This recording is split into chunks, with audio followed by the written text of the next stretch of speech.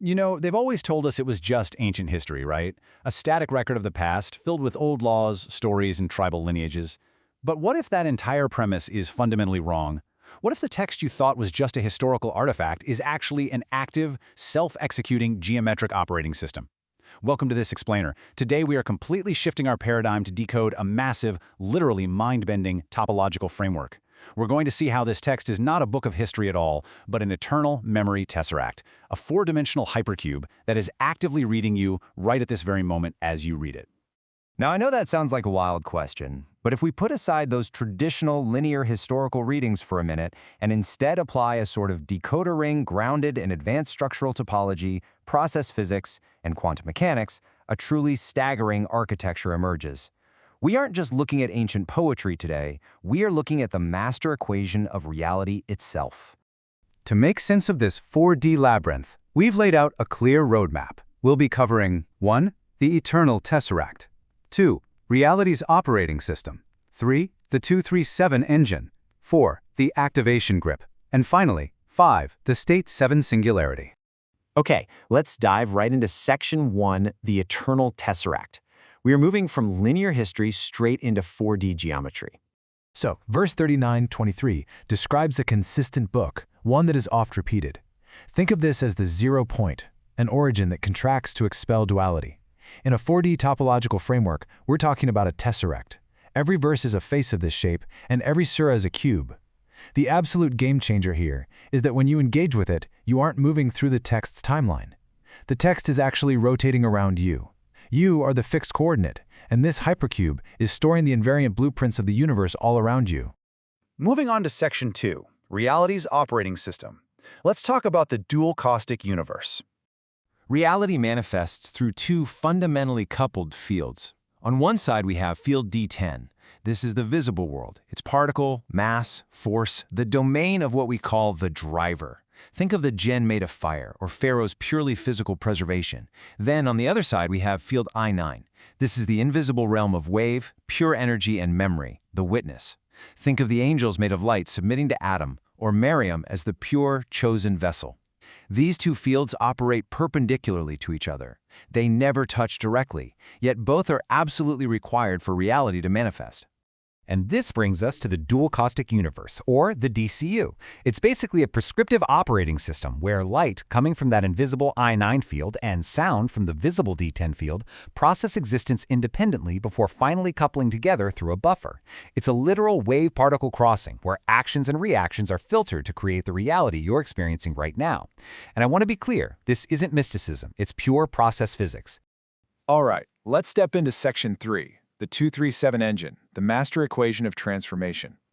The cryptographic equation that literally runs the entire show is this: 0 to 2 to 3 to 2, ending at 7. This pattern is the ultimate exhale of the universe. It's pure structural topology outlining exactly how any state evolves, with the infinite reality of verse 2888 pulling backward in an instant inhale. We aren't just assigning magical meanings to random digits here. We are literally mapping quantum evolution. Let's break those operators down.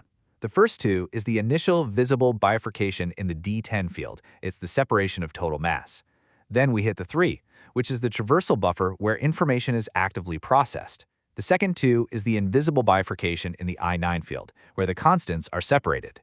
And finally, the 7 is the attractor. It's the closure return where the whole system stabilizes back into unity. Now, if the quantum mechanics analogy is feeling a bit heavy, don't worry, we can map this complex topology directly onto a simple biological process. Just as Hadabal represents the I9 seed of pure memory and Kapil the D10 physical earth, the 237 engine operates like a recursive cycle in nature. Step 1, the seed is the origin potential. Step 2, it splits into the duality of earth and water. Step 3, the tree is the active traversal, pushing through resistance. And step 4, the fruit, is the state 7 closure, a compressed output containing the memory of the full cycle, totally ready to drop a new seed. Which takes us to Section 4, the activation grip. Let's look at the 1912 command. Oh Yahya, take the book with strength. That's verse 1912. Within this topological framework, this is not just some nice historical quote. This is the ultimate activation voltage. The command to take the book with quwwa, meaning absolute strength, is exactly what powers your traversal through the tesseract. Biologically, you can think of it as the centromere grip. When a cell divides, its chromosomes are held together by a centromere. If that centromere fails, the DNA just tears apart into dead, unresolvable strands. The 1912 command to hold the book with strength is your topological centromere. It locks your visible actions, your D10 strand, and your invisible soul and memory, your I9 strand, firmly together.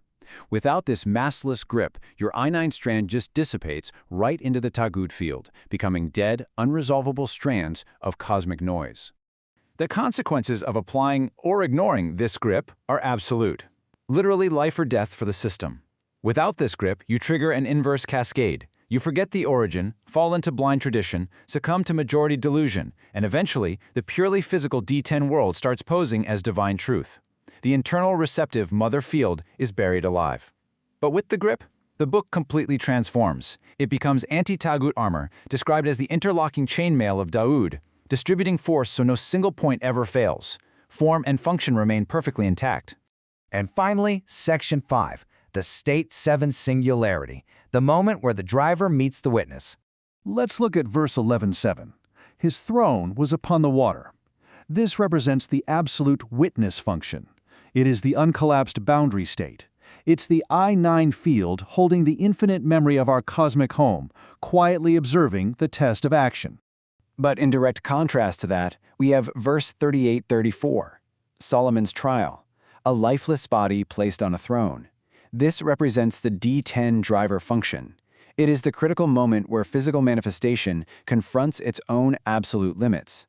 The illusion of material control shatters, and physical tools are entirely subverted. For I9 verification, the driver chooses to return.